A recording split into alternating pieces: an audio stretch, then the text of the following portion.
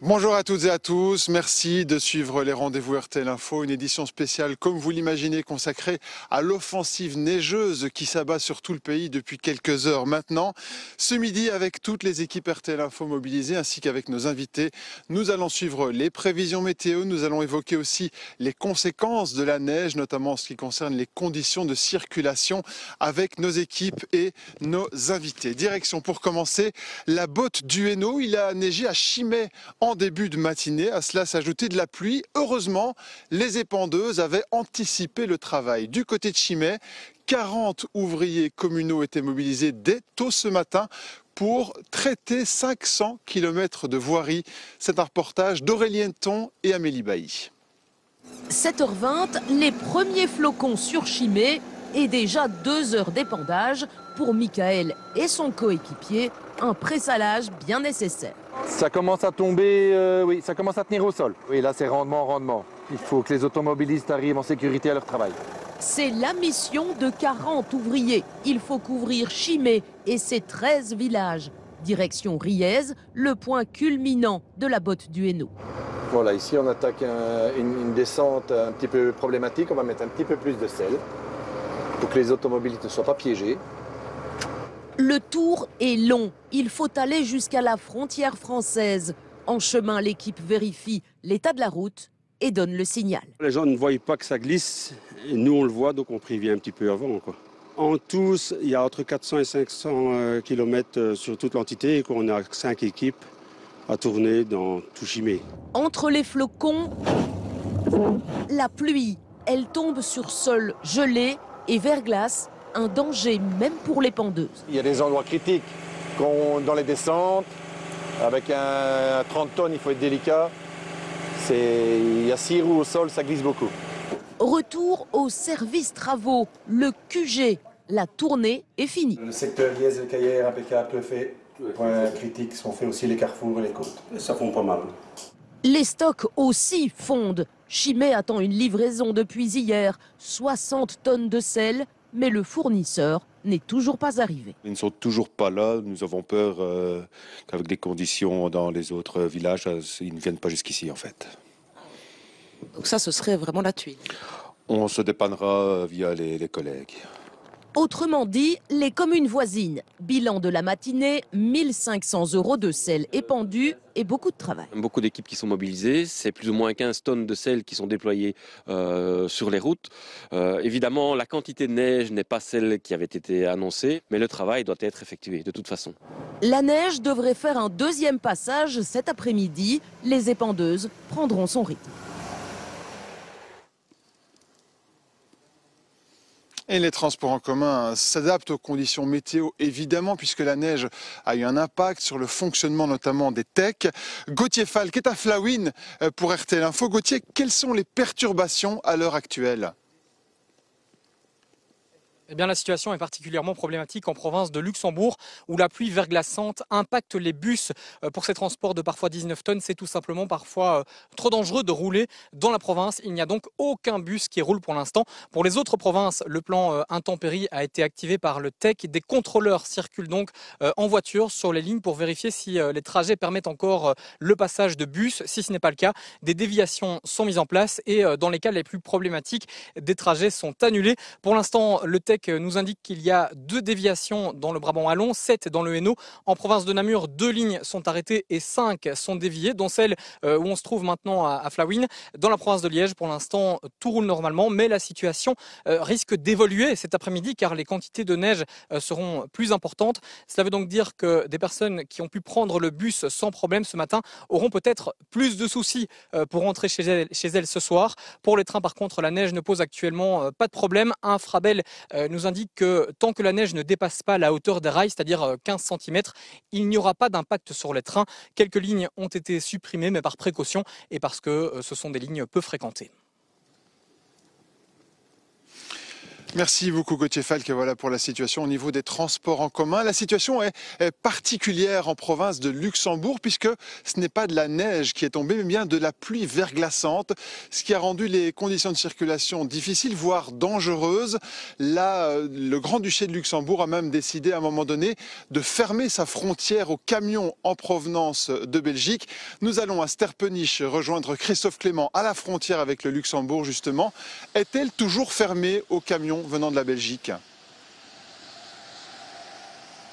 Eh bien non, Olivier, il était 12h20 quand l'État luxembourgeois a décidé de lever l'alerte au verglas et d'autoriser à nouveau les camions à pénétrer sur son territoire depuis les différentes frontières. Les camions sont pour l'instant en train de redémarrer, de reprendre la route. Un soulagement pour les chauffeurs qui étaient pour certains blessés, coincés ici depuis cette nuit. À noter que la situation était relativement calme ici sur la E411 car de nombreux travailleurs frontaliers belges avaient également décidé de faire du télétravail. Un policier luxembourgeois me confiait même qu'il y avait moins de trafic que d'habitude. Merci beaucoup Christophe Clément. Voilà pour la situation à Sterpenich et on va essayer de voir ce qu'il faut faire et d'évoquer vos conditions de circulation avec mon premier invité, c'est Benoît Godard, le porte-parole de l'Institut Vias. Bonjour Monsieur Godard. Bonjour. Merci d'avoir bravé la neige pour venir répondre à nos questions et des questions qui sont quand même utiles je pense pour les téléspectateurs. D'abord, différence entre neige et verglas. Les conditions de conduite sont différentes. Qu'est-ce qui est le plus difficile, qu'est-ce qui est le plus dangereux? Alors malheureusement, sur des pluies verglaçantes telles qu'on les a connues ce matin dans la province de Luxembourg, il n'y a rien à faire. Le mieux, c'est de se ranger sur le côté parce que vous aurez vite fait de constater que même le pare-brise est en train de geler, donc vous ne voyez plus rien. Il n'y a vraiment rien à faire. Donc se ranger sur le côté, attendre que cela passe et même descendre de voiture peut être très dangereux parce que la route est vraiment recouverte d'une épaisse couche de glace, donc il n'y a rien à faire. Alors voilà pour le verglas. Et maintenant la neige, comme celle qui tombe actuellement là où nous nous trouvons. Quels sont les conseils principaux que vous allez donner pour les automobilistes qui vont devoir rouler quand il neige? Alors le mot d'ordre, c'est douceur, calme, pas de panique et donc bien penser aussi que l'interrupteur, que l'accélérateur n'est pas un interrupteur et donc il faut y aller mollo et donc forcément si vous commencez à conduire avec des moon boots par exemple, vous allez avoir tendance à freiner de manière trop forte et à accélérer également, donc c'est tout ce qu'il faut éviter. Première chose. Deuxième chose, pensez aussi que plus les roues sont droites, moins vous avez de risque de déraper. Donc évitez tout ce qui est mouvements latéraux trop brusques. Et enfin, dernier conseil qui est toujours utile, en cas de dérapage, lorsque vous glissez, il vaut mieux regarder l'endroit, la sortie, donc l'endroit où vous souhaitez vraiment vous diriger, plutôt que l'obstacle, parce que instinctivement, votre cerveau va vous diriger là où vous regardez. Et quand on regarde par la fenêtre avant de démarrer, de prendre la voiture et qu'on se dit « aïe, il neige », on se pose la question vraiment de savoir quel trajet on peut emprunter, notamment éviter les trajets avec des côtes. C'est une question qu'on peut se poser vraiment? Oui, c'est une bonne question. Donc si vous devez absolument sortir, par exemple vous avez un rendez-vous médical cet après-midi prévu de longue date, essayez de changer l'itinéraire pour éviter tout ce qui est endroit découvert, les ponts par exemple ou les fortes côtes, parce que même avec des pneus 4 saisons, parce qu'on sait que de moins en moins de personnes mettent des pneus hiver, de plus en plus de gens mettent des pneus 4 saisons, donc même avec des pneus 4 saisons, dans une forte côte vous risquez de déraper et donc adapter son itinéraire en fonction de la présence de tels obstacles, ça peut être une bonne chose. Et limiter évidemment les déplacements qui ne sont pas obligatoires. Ça reste un conseil primordial. C'est un mot d'ordre cet après-midi, si vous ne devez pas sortir, ne le faites pas, parce que même avec des pneus hiver,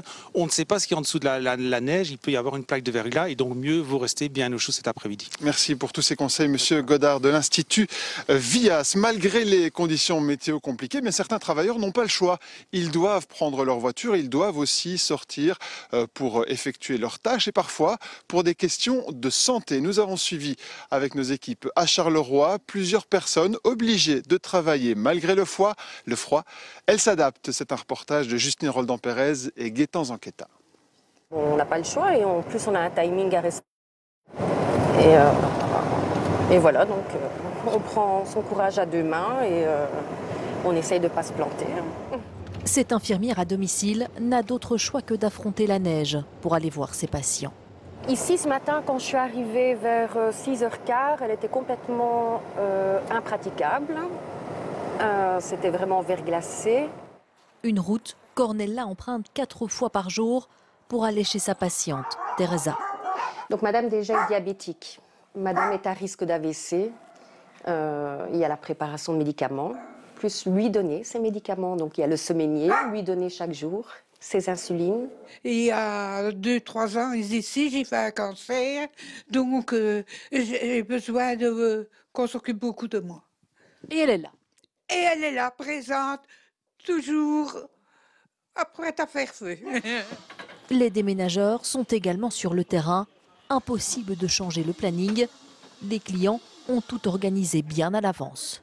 On avait déjà réservé les déménageurs et puis l'aide aussi familiale et amicale. Donc forcément, on a dû maintenir la date. Donc c'est du 7 ans, on va se retrouver juste à deux, avec pas de camion, pas de camionnette, pas de déménageur. Et on doit quand même faire un déménagement, quoi. Donc voilà. Finalement, tout roule. Finalement, tout roule en fait. Les travailleurs, eux, sont bien équipés. Nous avons des bottines de sécurité anti-dérapage, nous avons les plateaux anti-dérapage. Et on fait tout pour ne pas avoir d'accident. Et voilà. Autre point important avec ce temps, éviter que les objets plus délicats ne prennent l'humidité. Comme le piano qu'on a rentré, il faut le couvrir, il faut faire ce qu'il faut faire. Quand c'est des vieux meubles, maintenant, on ne fait pas trop attention, mais on couvre à chaque fois les meubles. De la neige devrait encore tomber une bonne partie de la journée. Pas de quoi arrêter ces travailleurs, prêts à y faire face. Et en prévision de cette journée de neige, certaines écoles avaient anticipé, particulièrement en province de Liège, où nous retrouvons Justine Ponce. Justine, la neige présente ou à venir a eu un impact sur pas mal d'établissements scolaires aujourd'hui. Effectivement, ça a été un petit peu perturbé dans certaines écoles. Il y a beaucoup d'enfants, par exemple, qui ne sont tout simplement pas venus. Ici, on se trouve sur les hauteurs de Liège et certaines classes étaient à peine à moitié remplies. Dans d'autres écoles, notamment du côté de Verviers, eh bien là, la ville a décidé tout simplement de fermer les écoles communales, mais d'installer malgré tout certaines garderies. Et donc, il y avait très peu d'élèves présents ce matin. On a fait le tour. Dans certaines écoles, il y avait tout simplement que les professeurs qui étaient là pour accueillir les élèves qui ne sont donc pas venus. Il a donc fallu un petit peu s'organiser. Ce sera encore le cas demain, par exemple ici. La directrice a prévu de prévenir les parents très tôt le matin pour savoir si c'est une bonne idée ou pas de déposer les enfants. Donc vous le voyez, dans les prochaines heures, on va scruter le ciel parce que là, vous le voyez derrière moi, il neige depuis déjà une bonne vingtaine de minutes. Il neige abondamment. Cette neige, justement, elle a poussé certains établissements supérieurs à annuler les examens. C'est le cas ici à Liège, à l'université, dans des hautes écoles également. Et donc, on scrute le ciel et on attend de voir comment ça va se passer. Merci beaucoup Justine Ponce et voilà pour la situation dans les écoles. Et c'est vrai que cette neige est apparue soudainement, vous venez de le dire, en province de Liège. Elle est tombée en quelques minutes, de quoi provoquer pas mal de perturbations, de paralyser un peu la circulation. Nous allons rejoindre justement Vincent Jamoul. Plusieurs poids lourds sont déjà en difficulté dans certaines côtes ce midi. Alors, je se trouve actuellement à Beaufailly. C'est que si vous prenez l'autoroute en venant de Liège et que vous partez vers les Ardennes, c'est le premier endroit où il commence à y avoir des problèmes quand il y a de la neige, des voitures qui glissent, des camions en ciseaux. Bon, pour le moment, ce n'est pas le cas. Des camions en principe d'ailleurs, il ne devrait plus y en avoir parce que la région wallonne et la police fédérale a pris une décision qui court à partir de 13 h, donc elle est opérationnelle maintenant. Et tous les camions de plus de 13 mètres, donc sont les semi-remorques, sont interdits sur plusieurs portions d'autoroute. Sur la E25 ici, entre l'échangeur de Loncin et l'échangeur qui se trouve au niveau de Neufchâteau. Également sur la E42 entre Verviers et la frontière allemande à Saint-Vite. Donc ce sont des portions d'autoroute avec des fortes déclivités, des côtes, des descentes. Et donc là, voilà, pour une question de sécurité, avec les flocons que vous voyez de plus en plus gros, de plus en plus épais qui commencent à tenir sur l'autoroute, ce n'est pas inutile de prendre ce genre de mesures, effectivement. Merci beaucoup Vincent Jamoul, donc en province de Liège. Nous sommes à l'Institut Royal Météorologique depuis tout à l'heure pour vivre ensemble cette situation, cette offensive neigeuse et pour vous informer aussi heure après heure de l'évolution de la situation, quelles que soient les provinces. Et c'est Pascal Mormal qui est avec moi ce midi pour évoquer ces prévisions. Bonjour Monsieur Mormal. Bonjour. Merci de nous accueillir déjà à l'IRM dans un cadre qui est assez magnifique et merci aussi de nous suivre et de nous tenir au courant, informés de cette situation. L'offensive neigeuse, elle est bien là, celle qu'on avait prévue, que vous aviez anticipée. Est-ce qu'on peut dire qu'on est vraiment au milieu de cette période de neige pour l'instant ? Alors le phénomène est en pleine ascension, c'est-à-dire que les prochaines heures, la neige va encore s'intensifier. Donc par exemple sur le centre du pays, sur un axe qui va de Mons, Charleroi-Namur jusqu'à Eupen. Donc là on s'attend encore à des chutes de neige assez conséquentes qui devraient se poursuivre jusqu'en début de soirée. Donc on va retrouver une accalmie probablement vers 21h, 22h et cette zone neigeuse va s'évacuer par le sud-est. Cette région-là pour le moment, par exemple la Gaume, le sud de province de Luxembourg, le sud de la province de Namur sont exposés à des pluies verglaçantes. Donc là la situation est un peu différente. Donc ce sont des pluies qui tombent et pas de la neige. C'est dû au fait qu'on a donc cette masse d'air très doux qui remonte de France, mais en altitude, on a des températures positives, ce qui fait que dans cette partie du pays, là, c'est de la pluie qui tombe pour le moment. Mais pour le nord du pays, le centre du pays, et je vous dis l'axe du Sambre-et-Meuse, c'est plutôt de la neige qui va encore tomber. Et ça ne fait que commencer. Et au niveau des températures, est-ce que ce sont des températures qui vont permettre à la neige de se figer et de s'installer, notamment sur les routes? Alors oui, la neige qui tombe pour le moment va persister au sol dans la plupart des régions, et même les régions pour le moment qui sont soumises à de la pluie vont retrouver de nouveau des conditions neigeuses en fin d'après-midi, début de soirée. Donc vraiment la neige qui tombe pour le moment va au moins se maintenir au sol, je dirais jusque samedi voire dimanche pour le centre du pays par exemple. Et au niveau des prévisions conditions glissantes, on était sur une vigilance orange sur la plupart des provinces du sud du pays. Cette vigilance est maintenue. Vous suivez ça, j'imagine, au fur et à mesure, hein? Alors je pense qu'on va rester en vigilance orange pour une grande partie du pays. La province de Luxembourg a été mise en avertissement rouge parce que là effectivement il y avait ce danger par rapport à ces fortes pluies verglaçantes. Mais pour le reste du pays, ce sont des chutes de neige modérées qui tombent de manière régulière mais qui n'ont pas du tout un caractère vraiment exceptionnel. Merci beaucoup Monsieur Mormal en tout cas pour ces prévisions et ces explications en direct. Et depuis ce matin, vous nous envoyez vos images prises un petit peu partout à Bruxelles et en Wallonie, images de neige en photo et en vidéo, empreintes de beaucoup de poésie et aussi d'un peu d'humour. Elles sont compilées ce midi par Romain Maillet. Le lion de Waterloo s'est réveillé entouré de neige ce matin. À certains endroits, comme ici à Chimay, l'eau s'est transformée en glace. Des conditions glissantes. Pourtant, certains ont tout de même décidé de prendre la route. Le résultat, avec de l'humour chez certains, un peu moins pour d'autres. Des couches de neige déjà importantes par endroits, notamment dans le sud-est du pays, mais aussi sur les routes. Ce matin, une averse de flocons sur la E40 direction Bruxelles, vitesse réduite, bande de gauche enneigée. À la Louvière, pas de couche blanche, mais des conditions glissantes. Alors autant prendre ça avec humour. Regardez cette voiture-là qui peine à tourner tellement que ça glisse, tellement que ça dérape. Regardez, attention, il dérape, regardez. Voyez, restez chez vous, on ne le répétera jamais assez. Restez prudents, restez bien au chaud chez vous.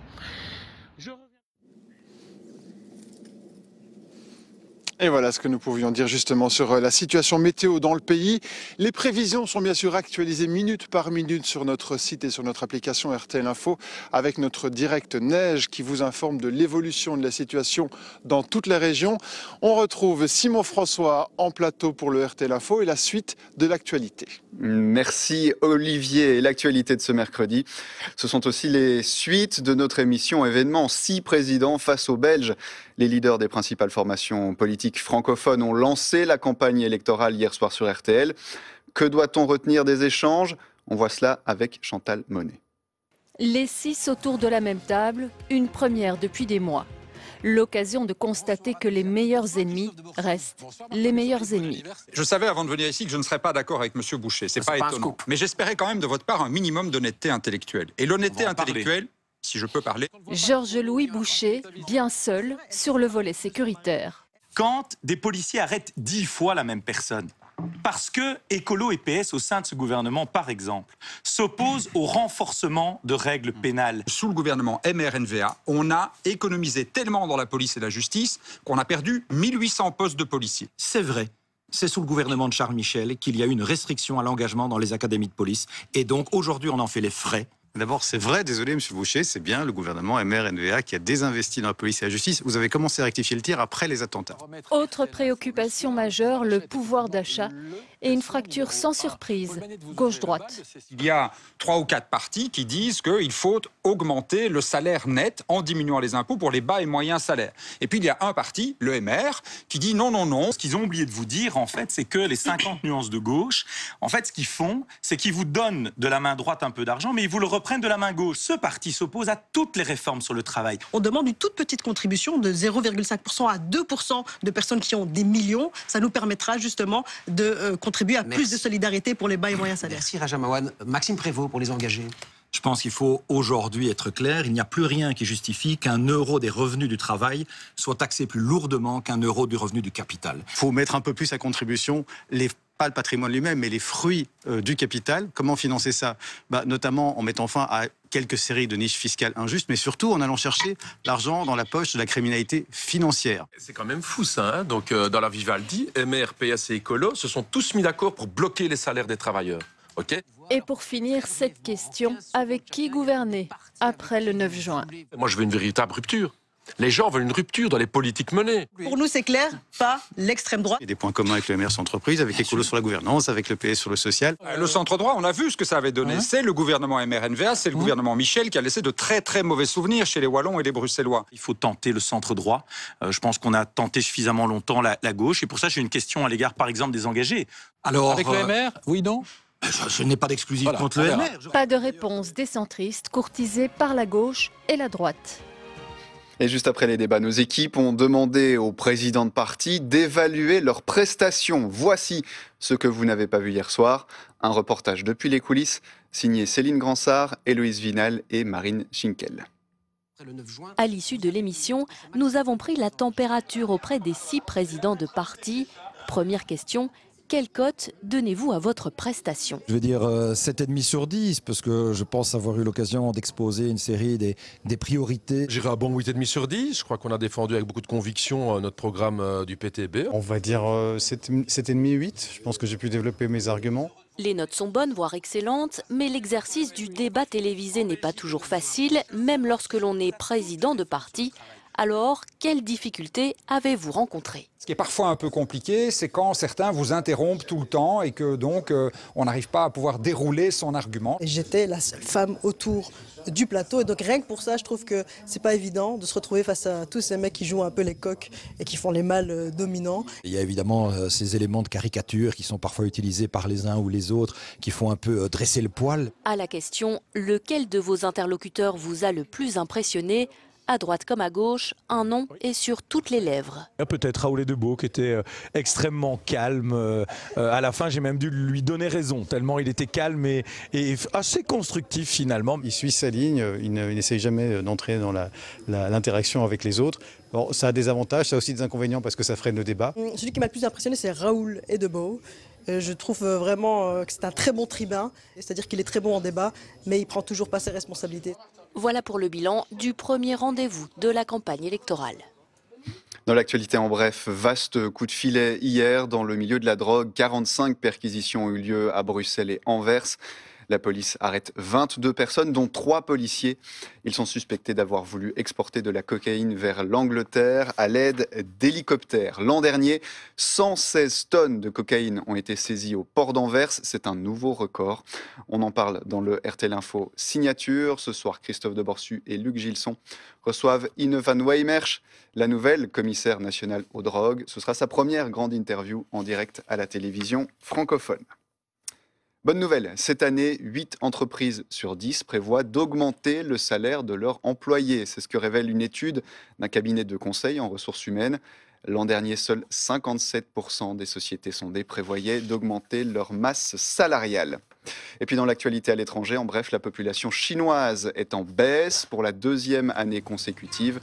On compte environ 1,4 milliard de Chinois, une diminution de 2 millions de personnes. L'an dernier, la Chine a perdu son titre de pays le plus peuplé du monde au profit de l'Inde.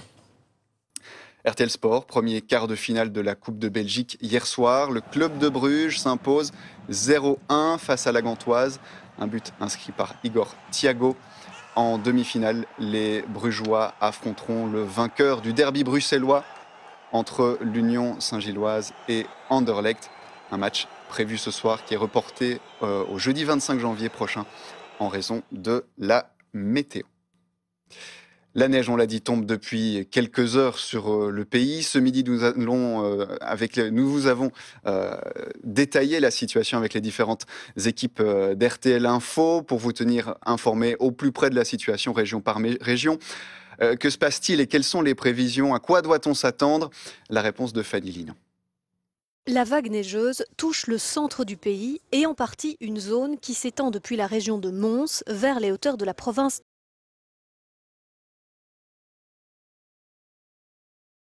du sud de la province du Luxembourg, plutôt concernée par de la pluie verglaçante.